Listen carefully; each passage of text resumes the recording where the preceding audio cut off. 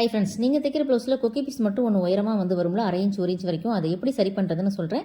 Video நீங்கள் skip பண்ணாமல் பாருங்கள். ஃபஸ்ட்டு வந்து நீங்கள் தைச்சதுக்கப்புறம் இப்போ நான் வந்து ஸ்டிச் வந்து போடுறேன். அது மாதிரி ஒரு ரஃப் தையல் வந்து போட்டுக்குங்க. அதாவது பட்டன் பீஸ் கொடுக்கறதுக்கு முன்னாடியே இப்போ நான் போடுற மாதிரி ஒரு ரஃப் தையல் அந்த ஓரத்தில் வந்து போட்டுக்குங்க. 2 தையல் வந்து போட்டுக்குங்க.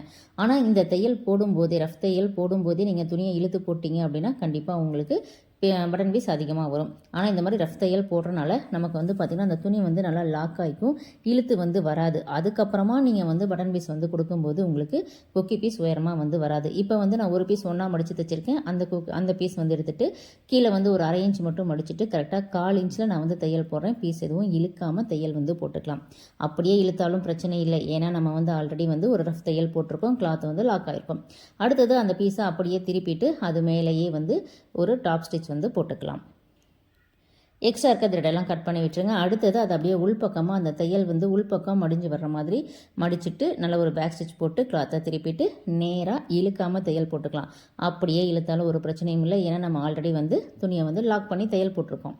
இப்போ எக்ஸ்ட்ரா இருக்க பீஸ் எல்லாத்தையும் வந்து கட் பண்ணி விட்டுடலாம். நிறைய பேருக்கு பெரிய பிரச்சனை என்ன அப்படின்னா, இந்த பட்டன் பீஸ் வைக்கிறது ஒன்று அந்த வளைவாகவும் இருக்கும் சென்டரில், 2வது கிளாத் வந்து நமக்கு பட்டன் பீஸ் ஒன்று உயரமாக வந்து போயிடும்.